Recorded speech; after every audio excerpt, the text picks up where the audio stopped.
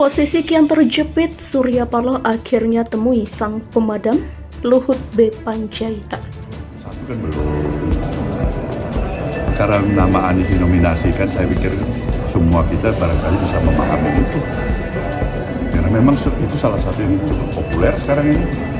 Ada nama Mas Ganjar, ada nama Anies, ada nama Pak Prabowo, ada nama macam-macam yang lain. Oke, Pak, sedikit satu lagi Pak. Artinya tapi kalau bicara soal, ini kan Pak Surya sudah ketemu Pak Luhut di London, lalu ketemu Pak Jokowi juga di istana. Kan tapi kalau dari Pak Surya bilang suasananya cair, gitu. Tidak ada yang berubah dari Pak Jokowi. Yang penting kan negeri ini baik-baik. Yang penting situasi dan semua damai-damai. Itu aja esensi yang saya pikir. Artinya perintah dari Pak Jokowi turun ke Pak Luhut untuk supaya Nggak pernah bisa. Pak Jokowi perintah untuk soal ini. Oke. Yang penting situasi politik membaik. Saya kira ya mestinya ya baik-baik aja. Pak Jokowi kan orangnya sangat santun. Itu aja. Jadi beliau tahu apa yang harus beliau lakukan. Hanya kadang-kadang orang suka menganggap beliau ini bisa diatur-atur. Iya.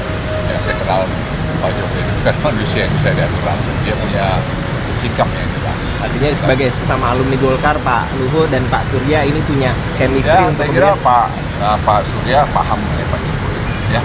Orang deg-degan siapa sih kira-kira yang akan menggantikan atau menteri yang dicopot? Karena komposisi menteri pada akhirnya kita bisa membaca peta kira-kira patron-patron baru yang terbentuk itu.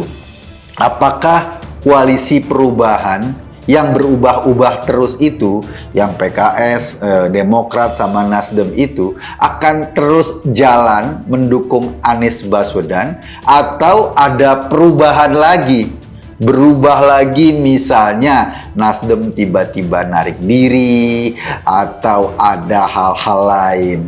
Iya, kemarin PKS sama Demokrat ujuk-ujuk tiba-tiba mereka buru-buru teriak calon presidennya adalah Anies.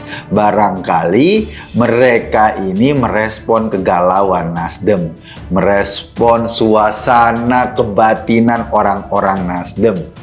Karena apa? Dicopot dari kabinet nggak enak loh.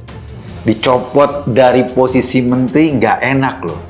Sebab posisi-posisi itu menentukan juga pada perhitungan ke depan. Dan Nasdem kayaknya nggak terlatih untuk menjadi oposan selama ini. Akhir-akhir ini Ketua Umum Partai Nasdem Surya Paloh banyak melakukan lobby politik untuk menyelamatkan posisinya. Terbaru, bos media grup itu menemui Luhut Binsar Panjaitan, kader senior di Golkar, Jumat 3 Februari. Selain itu, Luhut juga dikenal dengan sebutan sang pemadam karena keahliannya mengatasi semua masalah yang dialami Presiden Joko Widodo. Peran besar Luhut membuat pensiunan Jenderal Bintang 4 itu menjadi orang kepercayaan Jokowi. Melihat posisi strategis Luhut, Surya pun datang padanya karena yakin bisa diatasi. Seperti diketahui, posisi Surya Paloh terjepit akibat putusan politik mendukung Anies Baswedan sebagai capres. Menurut ulasan, Surya Paloh makan siang bersama Luhut sambil membicarakan hal penting. Saat dikonfirmasi soal pertemuan itu, Ketua DPP Nasdem Sugeng Suparwoto membenarkan keduanya bertemu. Namun Sugeng tidak mengetahui apa saja yang dibicarakan Surya Paloh dan Luhut. Saya tidak tahu apa yang dibahas karena saya tidak bersama beliau. Yang saya dengar memang demikian, diundang makan siang bersama, kata Sugeng.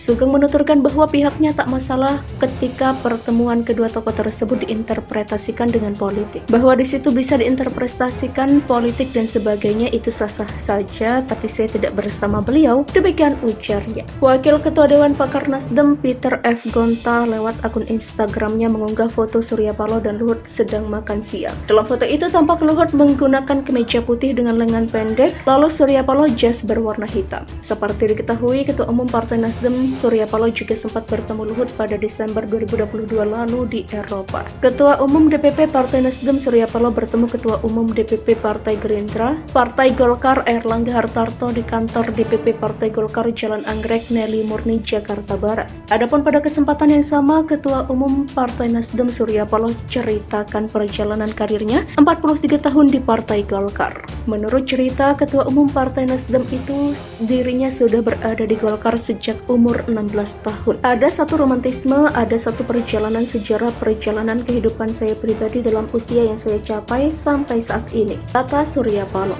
jenjang politik saya yang saya capai hari ini, saya harus jujur menyatakan kepada saudara-saudara semuanya, 16 tahun usia saya sudah berada di barisan Golkar ditambah